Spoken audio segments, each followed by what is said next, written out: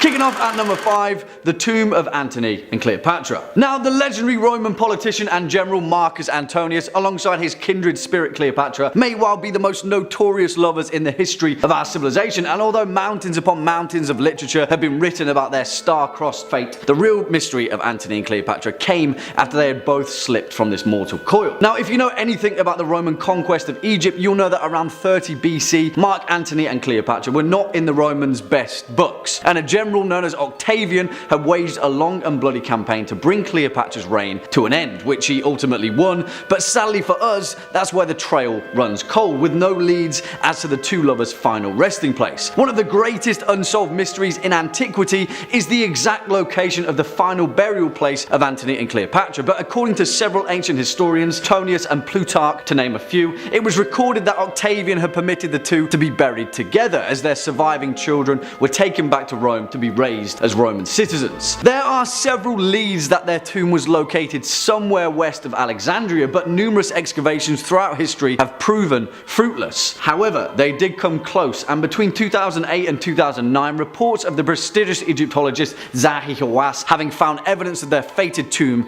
came to light. Although no concrete evidence has been unearthed, relics and memorial coins of the lovers have been found in small ceremonial tombs, perhaps pointing toward Cleopatra's and Antony's tomb being somewhere in the vicinity. The excavation continues, but whoever stumbles upon the tomb of Antony and Cleopatra will unearth one of history's greatest mysteries. Next up at number 4, the sack of Baltimore. And now, I love this particular entry, partly for its many layers and potential implications, but mainly for the fact that it's a swashbuckling tale of chaos and carnage that seemingly came out of nowhere. On June 20th, 1631, a small village named Baltimore in West Cork of Ireland was randomly and viciously attacked by pirates. Not just any pirates though, but pirates from the Barbary coast of North Africa, which at the time was synonymous with the Ottoman Empire. Now, if you couldn't tell, that's quite a distance. This incident would go down as the largest attack by Barbary pirates in both Ireland and Great Britain, and seemingly the target was a tiny village tucked in the corner of the Emerald Isle. So it posed the glaring question,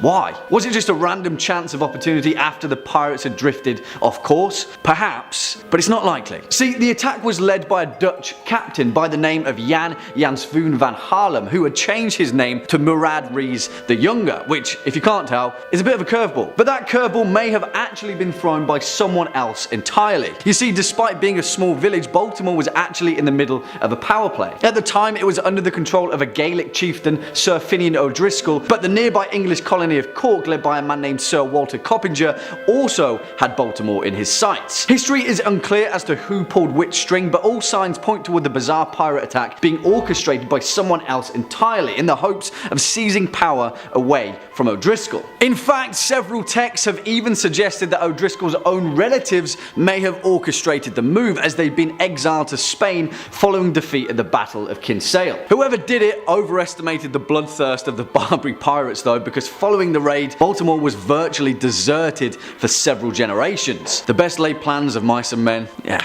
you know what they say. Coming up next at number 3, St. John's Dance. And you may have heard mention of this one before, but perhaps not in this context. You see, it's important that we note that in modern times, St. John's Dance or St. Vitus's Dance is a terrible disease also known as Sydenham's chorea that affects the nervous system and results in a series of hysterical jerking movements of the limbs, often exhibited in young children. Generally speaking, it isn't infectious, but that doesn't figure to explain the countless records of mass hysterical dancing that occurred throughout history, of literally thousands of people across Europe being afflicted by a manic need to dance. The earliest known outbreak occurred in the 7th century and was primarily thought to occur during times of intense hardship, particularly affecting the peasant and working classes. So what? You're a peasant in Dark Age Europe and all of a sudden you just start dancing and can't stop, somehow infecting the rest of your village, town or city, until there's a horde of people doing the exact same thing, potentially collapsing from exhaustion or dying from a heart attack. Well, yeah, because that's exactly what happened. One of the most well-documented cases was in 1518 in the Austrian city of Strasbourg, where a woman named Frau Troffia began dancing in the streets, and within a month, 400 people had joined her. Yeah, she danced for a month, and loads of people died. Now, there are many theories on the true explanation of St. John's Dance, and scholars still argue as to whether it truly was a real contagious disease or merely a social phenomenon. One of those theories suggests a particular fungi had infected their crops, and another suggests that it was all a misunderstanding standing in St. John's dance was actually the practice of some secretive European cult. Yeah. Beats me, guys. Swinging in at number 2, the remains of Richard III. And this one, strangely enough, is the perfect blend of ancient mystery and potentially contemporary unexplainable intrigue. Because that's exactly what you all came for, right? Also, I mean, this one is already pretty much solved, but it's in the details where its mystery truly shines. We all know Richard III, right? A horse, my kingdom for a horse. But while apparently this woman, Scottish author and historian Philippa Langley, knew him a little bit better than anyone else did. Now, it's important to note that history had long forgotten the final resting place of Richard III, the last Plantagenet king of England, and after his defeat at the Battle of Bosworth, his remains were scattered to the winds of history. After all, history is written by the winners. Well, let's fast forward to modern times when in September 2012, Philippa Langley led an excavation of a car park in Leicester city centre. A few signs pointed toward it potentially being the ruined remains of Greyfriars Church, but in the words of Langley, she had a strange feeling, one that she couldn't quite place, and something was telling her that Richard III was buried beneath that very car park. Now, the dig team was on a very tight budget and only had one chance at excavating a tiny portion of the car park. And guess what? The exact place that Philippa Langley had a strange feeling about turned out to be the final resting place of Richard III's remains. And not only that, but the parking space that he was buried beneath was marked with a large painted R on the tarmac, used to signify a reserved parking space. I mean, all of this can be explained away, right? Eventually someone would have found the remains of the dead king, but you can't deny the fact that the strange cosmic coincidence that led Langley to his final resting place is much more mysterious than a dead English king in a car park. And finally, coming in at our number 1 spot, the Tunguska event. And I absolutely love this entry for its cosmic significance alone and the potential warning sign that we should all be very wary of. Let's head on over to remote Siberia, where on the bright summer morning of the 30th of June 1908, a massive impact explosion, the likes of which has never before been seen in human history, completely flattened a remote area of the Siberian wilderness, covering over 2,000 square kilometers of isolated forest. As far as we know, no one was caught in the blast, but if they were, they would have certainly been obliterated by a shockwave 1,000 times greater than that of the Hiroshima atomic bomb. The Tunguska explosion completely flattened over 80 million trees in its blast radius, rupturing their roots like grass to a lawnmower. 50 or so miles away, those native to the region were knocked flat on their feet by the blast, windows shattered and buildings subsided. For all intents and purposes, it was the result of an unimaginable power. And if Tunguska had occurred over a metropolitan area, an entire city would have likely been flattened. So, what was it? Well, the leading scientific consensus is that the explosion of the Tunguska event was caused by the impact of a small asteroid, one that had possibly burned up in Earth's atmosphere and then produced a shockwave that resulted in the aforementioned cataclysm. However, not everyone buys that hypothesis, and many other researchers and scientists have proposed the Tunguska event being the result of a leak of natural gas from deep within the Earth's crust that became ignited by a storm and resulted in the Tunguska hellfire. Most evidence though points towards Tunguska being the result of an asteroid, albeit one that luckily somehow missed the vast majority of our entire populated planet. It's also important to note that researchers believe Tunguska to be the result of a small asteroid, which is a terrifying thought in itself. It poses an incredibly important question: how would our history have been shaped if the Tunguska event occurred somewhere else? What if its intended target had changed? And more importantly, are we prepared if it ever happens again? Kicking off at number 5, Coral Castle. And no, that is not my imitation of Rick Grimes trying to call his son a fortified structure. Sorry, that was a terrible joke. But the actual mystery of Coral Castle is equal parts true engineering enigma and equal parts perhaps the most American thing that you've ever heard of. Along the highways and byways of rural America, there are countless tourist attractions that litter the way, but one of them in particular may actually have a much more intriguing mystery than the rest. Just before 1920, a Latvian man named Edward Skalnin was jilted by his young bride just a day before their wedding, and so dejected and depressed, Edward left his home country to head to America. Here, after becoming a recluse and discovering a strange affinity for magnetism, Edward spent the next 28 years constructing a bizarre megalithic castle from oolite, a limestone sediment similar to coral. Now, although the vast majority of this structure now is ruinous, which operates as a popular tourist attraction on the roadside, the actual structural properties of Coral Castle have baffled people for decades, given the fact that Leeds Scalding worked completely alone, shifting over 1,000 tons of oolite rock into place with no conventional machinery and no other means of hauling such a large amount of minerals and materials. As the legend goes, at one point a few local teenagers claimed to have stumbled upon Leeds Scalding working on the structure late at night, reporting that he had caused the blocks of coral to move like hydrogen balloons, floating perfectly into place without the aid of any tools. Strangely enough, this led to wild rumours that Leeds Scalding was using telekinesis to build the castle, a claim which he refuted. In fact, the only tool that Leeds Scalding ever spoke of using was a machine that he referred to as a perpetual motion holder. Before his death, whenever he was asked how he constructed the place, he simply stated that he understood the laws of weight and leverage well, and on several occasions he stated publicly that he had discovered the secrets of the pyramids, and that once you know how to do it, it's easy. I mean, this one is a little tongue-in-cheek, but what do you guys think? Another eccentric recluse with too much time on his hands, or a structural genius that had insight into a long-forgotten knowledge? Let me know. Coming in at number 4, Caspar Hauser. And who the hell was Caspar Hauser? A mystery that has completely perplexed historians for nearly 2 centuries, leading to an insane web of speculation, an entire network of conspiracy that extends its tendrils all the way to the royalty of Napoleon. On the 26th of May 1828, a teenage boy appeared on the streets of Nuremberg, Germany. His name was Caspar, a boy of 16. He was filthy, could speak only a few words, and had a letter with him addressed to a captain of the Bavarian cavalry. He kept repeating the phrase, "I want to be a cavalryman as my father was," in Old Bavarian, but the city guard dismissed his ramblings and imprisoned him as just another vagabond in Nuremberg Castle. His strange origin drew the attention of the city's mayor, who claimed that despite his stunted appearance, the boy had an excellent memory and was quick to learn. Eventually, after befriending the mayor, Caspar spoke of what he could remember of his life before, and explained in great detail at living totally alone in a darkened cell 2 meters long, 1 meter wide. Each morning, Caspar said, he would wake to find rye bread and water next to his bed. Periodically, he said the water would taste bitter, and after drinking it, he would sleep more heavily than usual, where he'd wake up to find his hair and his nails had been cut. Caspar claimed that the first human he had contact with was a mysterious man dressed in a dark hood, his face completely covered. He taught him to write his name and taught him the same phrase he would repeat when he was found. Eventually, this story led the European aristocracy to believe that Caspar was an exiled prince, held captive for his entire life to prevent a line of succession. As the year passed, Caspar would live and learn in many of the Bavarian noble houses, where allegedly there were many attempts on his life by the same hooded men that he had described in the darkened cell. They got him in the end though, and on the 14th of December 1833 he was mysteriously stabbed and he died 3 days later. On his grave in Latin read the words, "Here lies a mysterious one who was killed in a mysterious manner." Beats me.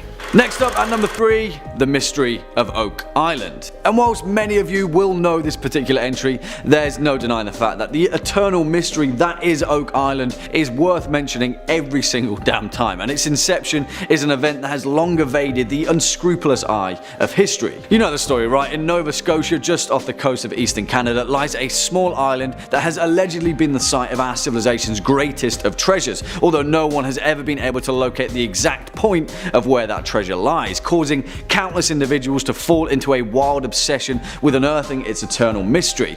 In fact, the cause of Oak Island's mystery is down to the fact people have found treasure there, many of which have been carbon dated to several hundred years old, and the story of the Money Pit, a mysterious shaft that has been excavated countless times throughout history, which actually exists with actual structural records, has forced dozens of businesses to go bankrupt trying to solve its enigma.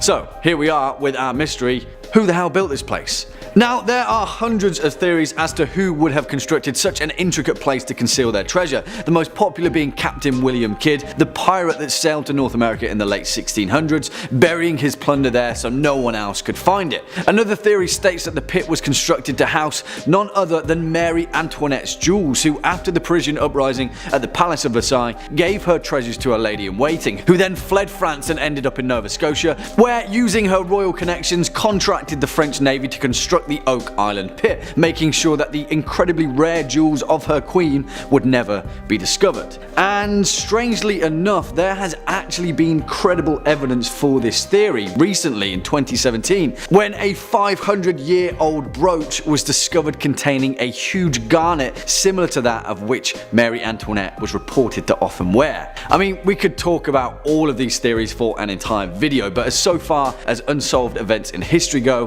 this one remains to be exactly that.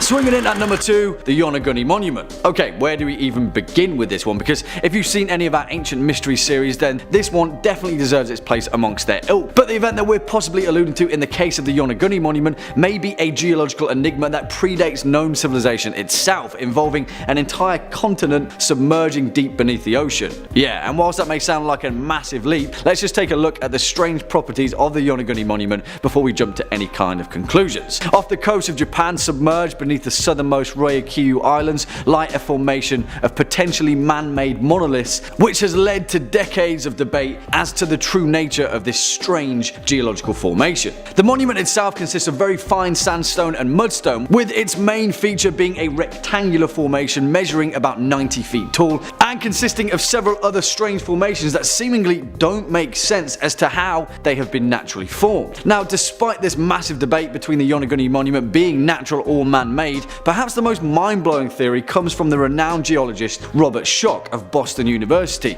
who states that the Yonaguni Monument is indeed most likely a natural formation, possibly used and modified by humans in the past before seemingly sliding away to the murky depths of the ocean during a geological event that occurred in ancient history. On the flip side, the geologist that discovered the monument, Masaki Kimura, claimed that the structure was undoubtedly artificial, created by an ancient civilization at least 10,000 years ago, accurately carved and created before sliding into the ocean following unknown tectonic activity. Kimura also goes on to say that not only that, but he can also identify a nearby pyramid, castles, entire roads, other monuments, an entire stadium at the bottom of the ocean.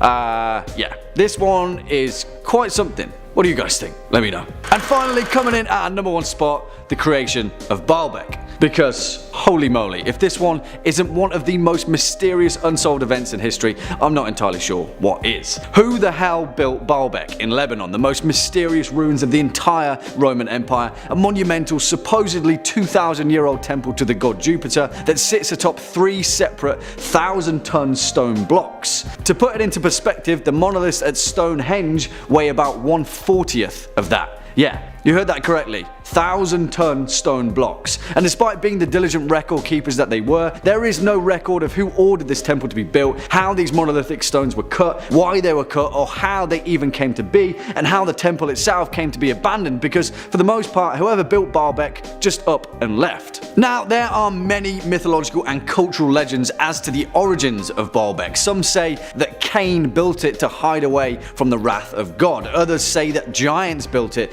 at the command of Nimrod, which would eventually become the Tower of Babel. In fact, in the Epic of Gilgamesh, some claim that the intergalactic landing pad alluded to in its tale was in itself Baalbek, a site constructed purely for the reception of ancient astronauts. In fact, though, the actual mystery of Baalbek resides more within its geographical location. What was the point in cutting such enormous rocks out in the middle of nowhere? Why was this temple even built where it was? And why would the Romans go to such great lengths to create a structure that wasn't efficient in location instead of next to a major city or a port? The Romans weren't exactly known for doing things without efficiency and purpose. That's what made them so successful, after all. In fact, Baalbek seems so out of character to have been built by the Romans that many scholars completely eschew any historical engineering correlation with them and simply state that the Romans never built Baalbek but discovered it and then added their iconic pillars to Jupiter and repurposed the ruins as their own kind of temple. Yeah, I'm stumped, guys. The construction of Baalbek, who made it, when they did, how they did it, and why they did it remains to be one of the most mysterious events in history. Kicking off at number 5, Stone Tongue.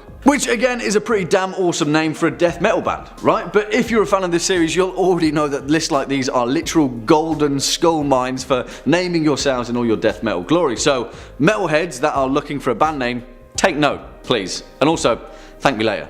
Anyway, stone tongue. Let's first cast our gaze back to 1991 in Northamptonshire, Britain, where archaeologists discovered a gruesome and even stranger mutilation that emerged from the remains of Roman Britain. Now, it's no hidden secret that Britain is littered with instances of intrigue from the Roman occupation of Britain, but this one in particular seemingly doesn't fit any sort of logic, or any of the many other mysteries of ancient Britain. At the bottom of a burial pit, buried beneath dozens of other bodies, archaeologists found the skeleton of a man whose tongue had apparently been amputated and instead replaced with a flat stone wedged into his mouth.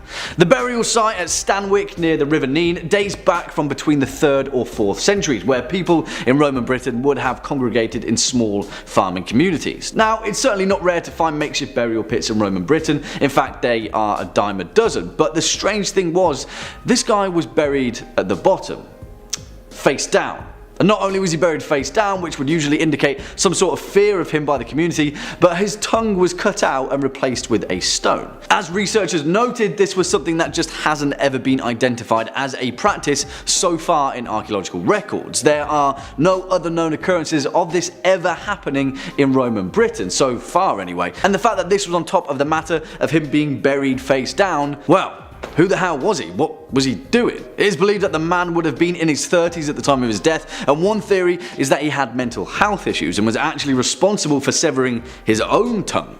Perhaps the tongue was the community symbolically making him whole again, but then why was he buried face down? Now, archaeologists are currently trying to correlate this practice to ancient Germanic laws, but its place in a small farming community in Roman Britain, yeah, that remains a complete and utter mystery. Swinging in at number 4, Khatt Shebib. And I absolutely love this one, as well as pretty much all of the next few entries, because nothing gets my mind whirring quite like an ancient structure that no one knows what the hell it is, or what it was doing, or why it was even there. Let me introduce you to the Khatt Shebib, an ancient wall in southern Jordan that, since its identification by British diplomat Sir Alec Kirkbride back in 1948, has had archaeologists scratching their heads ever since. I say identification because Kirkbride certainly didn't discover this structure per se, but instead he noticed that whilst he was flying over Jordan, there was a very apparent and very clear line across the geographical landscape. A wall, in fact, that ran 150 kilometers, making it the longest linear archaeological site in Jordan.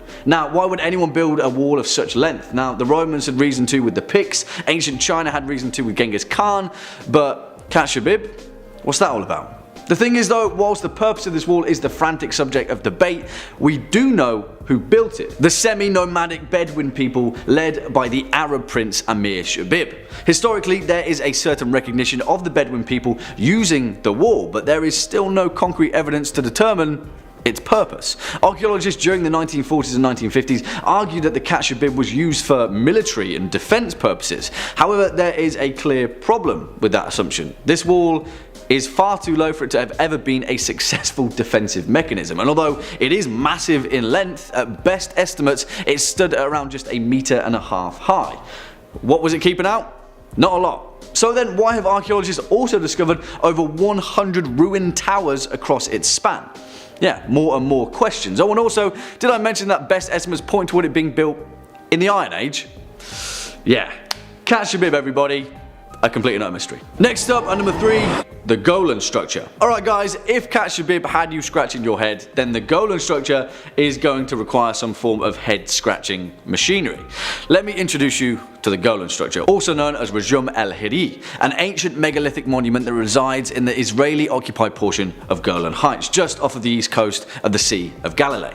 Made up of more than 42,000 basalt rocks arranged in concentric circles, with a mound that is 15 foot tall at its centre, the Golan structure has often been referred to as the Stonehenge of the Levant. Why? Well, of course, because it dates back to at least the early Bronze Age, to between 3000 and 2700 BCE. So what is it? Who built it? What purpose did it serve? Yeah, that'll be a we don't have a freaking clue on pretty much all of those points. The outermost wall of this structure is 520 feet in diameter and 8 feet high, and since archaeological excavations have thus far yielded very few material remains, most Israeli archaeologists believe that this site was certainly not of a defensive position or a residential quarter, but most likely, as the vast majority of these enigmas are, it was a ritual centre. And not only that, but a ritual centre that is possibly linked to the cult of the dead. But on that note, there's even more of a mystery, because so far no human remains have ever been found at the site, only objects pointing to its function as some kind of tomb. And also, hold on to your hats guys, because this is where it gets weirder. At the centre of the golem structure, the actual entrance to a tomb was discovered, one that during the June and December solstices, its axis is perfectly aligned with. Yeah. More questions, fewer answers. The thing is though, as its namesake as the Stonehenge of the Levant, no other structures of its kind have ever been discovered, which is even more of a head scratcher considering the fact that in ancient Britain, as well as in South America, structures like this are pretty common. Some believe that its purpose was to worship Tammuz and Ishtar, the ancient Mesopotamian fertility gods. Others suggest that it was used by the Dakmas of the Zoroastrians to lay out their dead and let the birds remove the flesh from their bones. Some say that it was a calendar or a site to observe the constellations for religious calculations. Maybe it was all of these things at some point in time, but as it remains, we may never know. Coming in at number 2, the Great Lakes Copper Mystery. Oh boy, here we go. If you're not already feeling perplexed at the mysteries of the ancient world, then I'm fairly certain that this one will knock your metaphorical socks off. In the wilds of Michigan's Isle Royale National Park, it remains a beautiful and remote location, but thousands of years ago, the island was home to a thriving mining industry. Yes, mining. The rich veins of copper that ripple through the site's bedrock certainly drew the attention of the early Native Americans, and the fact that they diligently used this ore to make tools and jewelry is evident still. But the actual extent of their operation remains a complete and utter mystery. Why? Well, because around 6,500 years ago, there is clear and startling evidence to suggest that roughly 500,000 tons of copper was mined from the land. 500,000 tons of copper, which simply put is a staggering amount. Now, the copper culture complex is an astounding feat of ancient civilization regardless, but here is where our mystery takes another turn. You know why? Because Michigan copper is some of the purest copper on the planet. Keep that thought in mind. And 500,000 tons of it, well frankly put, there should be more evidence to its use throughout the Midwest. Now I'm going to take a little bit of a leap here, and I'm going to point us toward another ancient mystery, one that occurred off the coast of Turkey roughly around the 14th century BC. A shipwreck that was discovered just off the east shore of Uluburun, discovered by a sponge diver back in 1982. Now the Uluburun shipwreck is a bit of a mystery in and of itself, but it's with the content of its cargo that we're concerned with here. Within the hull of the shipwreck, over 10 tons of copper oxide ingots were discovered. Now, oxide ingots, which are named so down to the fact that they are shaped with rectangular handholds on either side, were relatively common in the late Bronze Age period of the Mediterranean Sea. You know what is weird?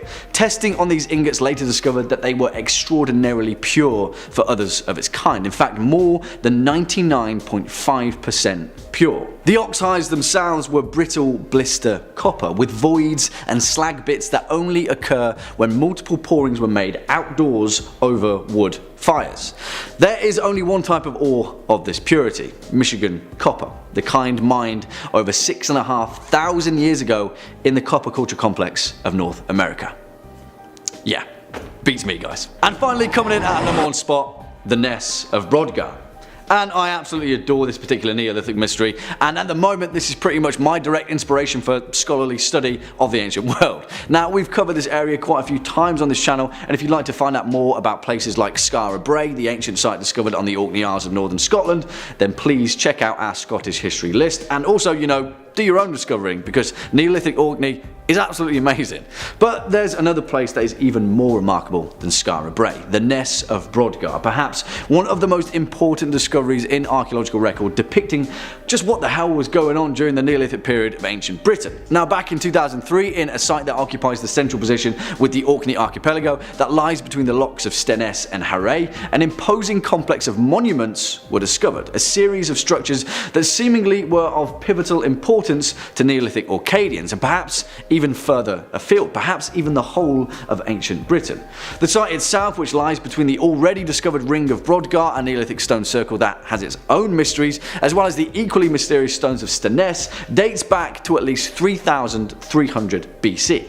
As of 2016, 14 structures have been discovered, with many of them being built on top of each other, suggesting perhaps an even older use of this site and a location of incredible importance to the Neolithic people of ancient Britain. Without a doubt though, the most impressive structure known as Structure 10, which appears to be a Neolithic pyramid is even more of a head scratcher. Yeah, I just said Neolithic pyramid. Around this site, which was used prolifically up until around 2200 BCE, after which it abruptly stopped, archaeologists have since discovered the bones of approximately 400 cattle, around which the carcasses of several red deer were placed, with many of their tibia bones being cracked and extracted for marrow, suggesting the site of a feast.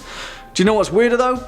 During this event there is also evidence of the temple being largely destroyed, brick by brick. Seemingly, for some reason, the Neolithic Orcadians built this site as a place of incredible importance, used it for 1,000 years, and then one day threw a party and tore the whole thing down.